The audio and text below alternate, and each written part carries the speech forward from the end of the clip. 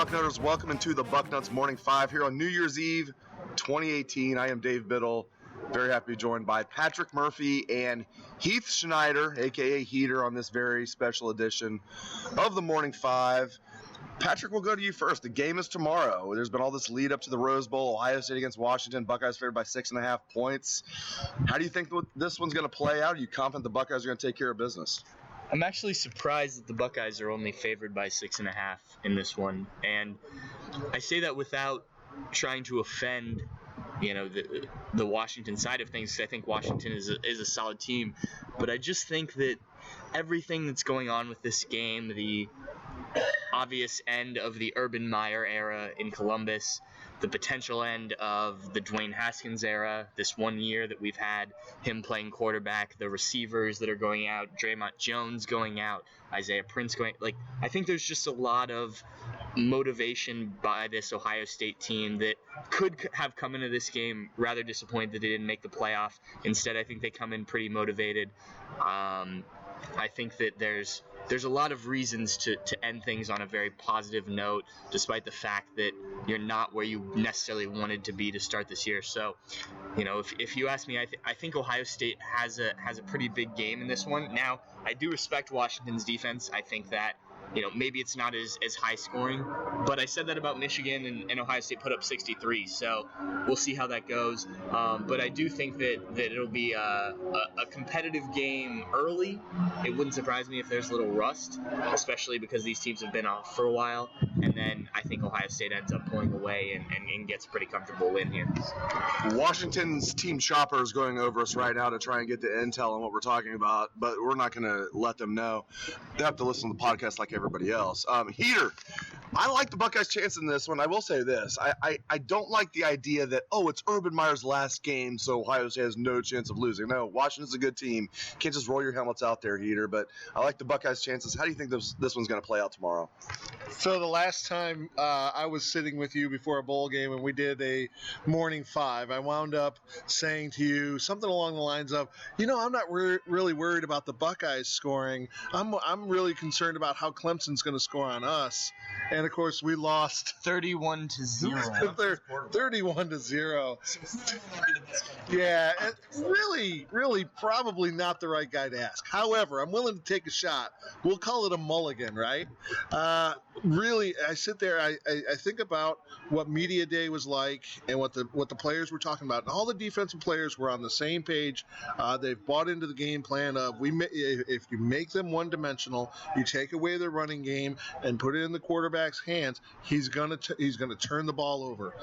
Every single one of the defensive players I've talked to said pretty much the same thing. You got to contain the running game, make him one-dimensional, and that puts Ohio State in a good place. And hopefully from there, you just expect to see the same kind of offense that we've seen for most of the year, save for a couple of games. And this offense has really been coming on over the last month, certainly the last 2 games. I just want to say real quick, when Heater brought up the offense, my eyes lit up because, I've watched Ohio State football for my whole life. I've been a diehard fan since I was 6 years old. To see this offense, and obviously we're talking about the passing offense. We've never seen anything like this. To remind you out there, Bucknutters, the record for passing yards in a season for Ohio State was from a great quarterback, Joe Germain, 3,330 passing yards in 1998, 20 years ago. 3,330 passing yards. What a great season. Dwayne Haskins has beat that by 1,200 yards. Over 1,200 yards, over 4,500 passing yards, 47 touchdowns, 9 interceptions. It's been so much fun to watch this, and Patrick Murphy wants to talk. Well, and, Dave brought up that he doesn't think that it just being Urban Meyer's last game means a win, and obviously it doesn't, but I do think, in talking to these guys, that there's a motivational factor in that.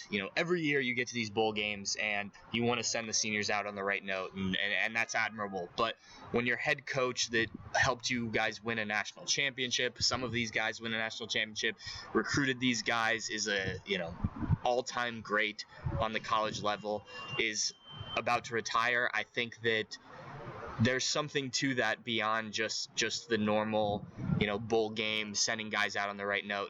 And so I think there is an added motivation. And I look at Washington, and this hasn't been the same Washington team from 2 years ago when they were in the playoff. I think this game would be more compelling, frankly, if it were Washington State who had won that final regular season game and played in the Pac-12 championship. Yeah. And, I think Washington State would have been a team that I'm like, well, they can throw all over this Buckeye defense. I think Jake Browning's a fine quarterback. I think, he'll end up on an NFL roster, but it's not somebody who scares me from a Buckeye defensive perspective. I think that, they will be able to contain that passing offense. Now the running game with Gaskins is going to be a question, and obviously that they can bust off big plays. We've seen Ohio State give them up all year, but you look at the way they've done them, and it's more similar to the way Michigan runs an offense, though sometimes out of a spread, than it is, like the Maryland type where there's motions and there's things that might confuse this Ohio State defense. It's pretty standard. You can kind of see what's coming at you type of thing. So I think, while Ohio State may give up some big plays, don't get me wrong, I think they'll be able to hold them in check overall.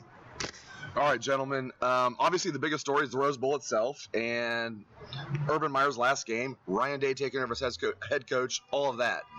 But the other big story is the Justin Fields / Tate Martell situation.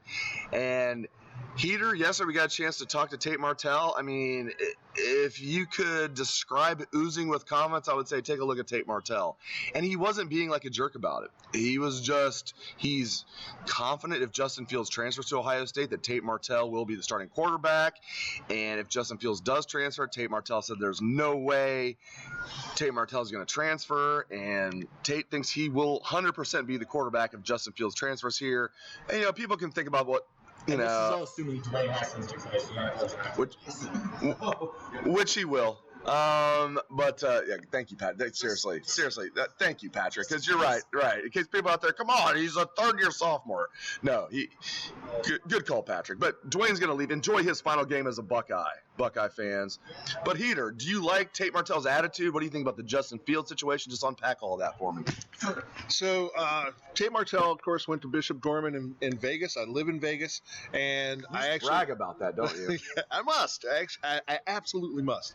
The point of me about saying about Vegas is I was able to see him some in high school, and I know some of the people that he knows, some of his coaches, etc.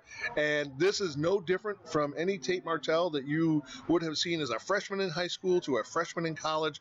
The guy is supremely confident in his skills. Now, whether or not he could back that up if he's comparing himself to Fields, I don't know about that. I mean, we're talking about, sure, he was Gatorade Player of the Year. I get it, but I look at Fields and I see just an athlete on another level. I could be wrong. Maybe I am absolutely wrong. 6'3", 220. Exactly. Yeah, and as Haskins reminded us, rocked up in his words, right? I was like, all right. I get it.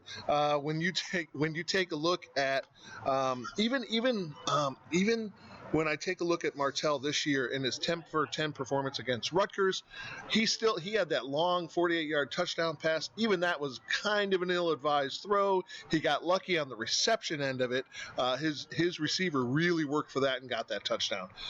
So that 10 for 10 was there, but is he really? Are you gonna look at him and have that oozing confidence as a fan on the sideline or on the sideline as a coach that you have with Haskins? I just don't see it. And if I'm a coach, I'm always looking for the next player, the next guy that can step up. Now, Martell is probably a guy that's willing to take on that. He said, hey, I'm not transferring at all, no chance.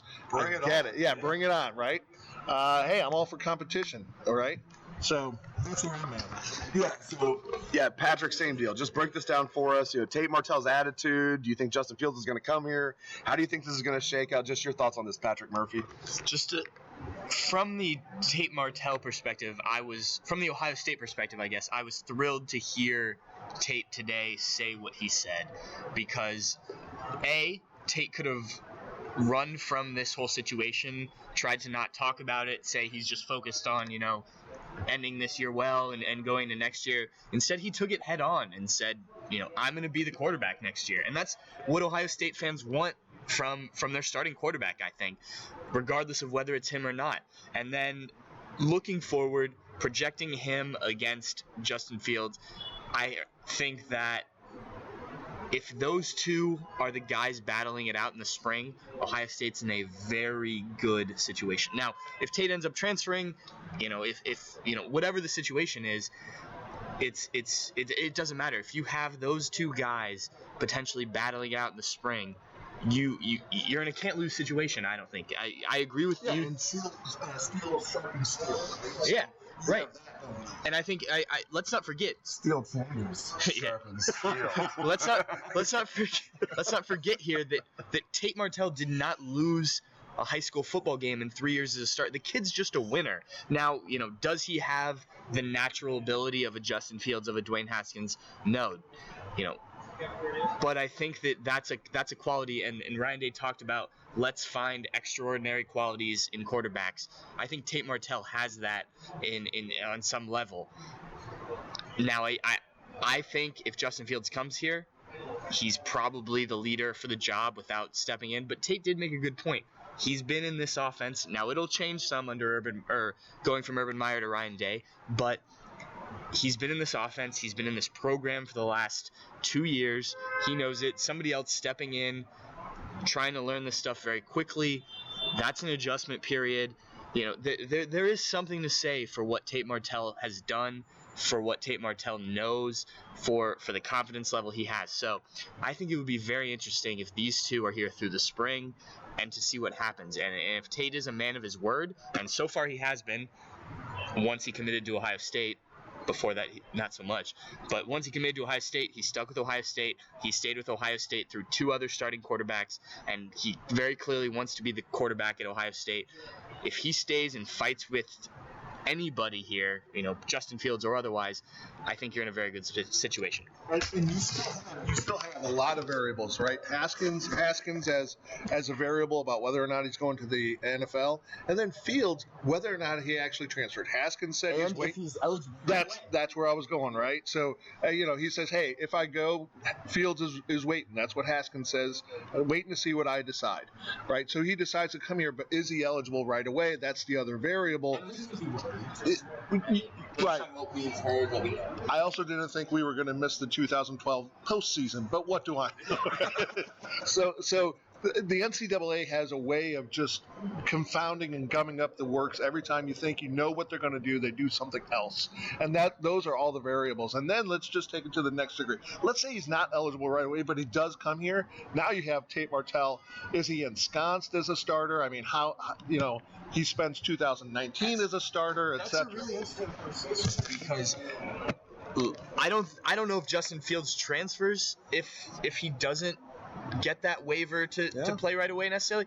But if he really wants to be at Ohio State, he really likes what Ryan Day did with Dwayne Haskins. He thinks that that's something that can set up his future, and sitting out a year, he's okay with that. So you have Tate Martell, who I guess could leave after next year, but I don't see that as a possibility, really. That sets up a very interesting situation heading into the 2020 season. And then you bring in another guy in Jack Miller, sorry, couldn't remember that last name. Jack Miller, who I don't imagine will start for the starting job right away, but you throw another quarterback into that room, plus you have Matthew Baldwin, from all accounts has been very good and is a very big Ryan Day guy in terms of the way Ryan Day wants to use his quarterback. So I don't know. Again, I keep going back to this. I don't think there's a lose situation here for Ohio State. A year of eligibility left. We don't want to use that, Heater. We love you. We're going to keep your eligibility on Bucknuts. just in case. Just in case they need a 5th-string quarterback if Chugginoff gets hurt. Hey, Bucknutters, thank you very much for joining us on this special edition of the Bucknuts Morning 5 here on New Year's Eve 2018 here from Los Angeles. For my guys, Heath Schneider, a.k.a. Heater, Patrick Murphy, I am Dave Biddle. Thank you very much for joining us on the Bucknuts Morning 5. Go Bucks. Happy New Year. Let's hear that Buckeye swag, best damn band in the land.